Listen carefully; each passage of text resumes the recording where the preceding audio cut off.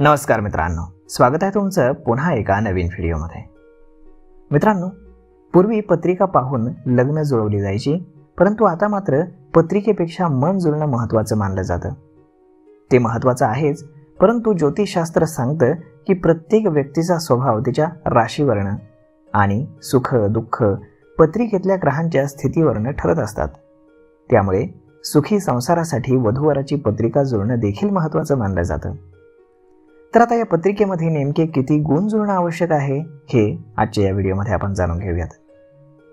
मित्रांनो, पत्रिका जुळल्यास संसारामध्ये काहीच अडचण येत नाही असं नाही, परंतु नेमक्या कोणत्या अडचणी येऊ शकतात याची पूर्वकल्पना येते।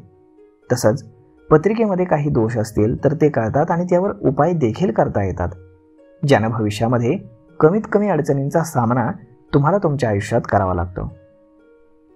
ज्योतिषी सांगतात की जर वधूवराच्या पत्रिकेमध्ये नाडी दोष, मंगळ दोष, गणदोष असेल आणि त्यावरती उपाय केला नाही तर पुढे संसारामध्ये असह्य अडचणी येऊ शकतात।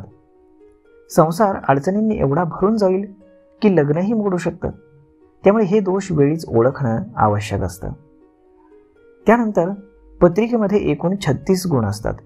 जर यापैकी सगळेच 36च्या 36 गुण जुळले तर अतिउत्तम, नाहीतर कमीत कमी 32 गुण तरी जुळलेच हवेत, तर ते सर्वश्रेष्ठही मानलं जातं। लग्न करण्यासाठी वधूवराच्या पत्रिकेतील कमीत कमी 18 गुण जुळणं हे आवश्यक आहे।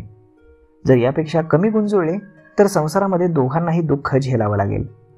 तसंच नाते लवकर तुटण्याची देखील भीती राहील। सर्वात महत्त्वाचं म्हणजे गुणांच्याही आधी वधूवराच्या पत्रिकेमध्ये मंगळ दोष तर नाही ना हे पाहिलं जातं। तर अशा पद्धतीनं किती गुण कमीत कमी जुळायला हवेत हे आपण पाहिलंय। तर अशा पद्धतीनं जर तुमचं लग्न ठरत असेल किंवा ठरवायचं असेल तर तुमच्यासाठी हा व्हिडिओ फारच महत्त्वाचा ठरेल। तर मग मित्रांनो, आजचा व्हिडिओ ही माहिती तुम्हाला कशी वाटली हे तुम्ही आम्हाला कमेंट करून नक्कीच सांगा, आणि जर आवडली असेल तर आपल्या जवळच्या मित्रमंडळींसोबत देखील हा व्हिडिओ तुम्ही शेअर करायला विसरू नका। धन्यवाद।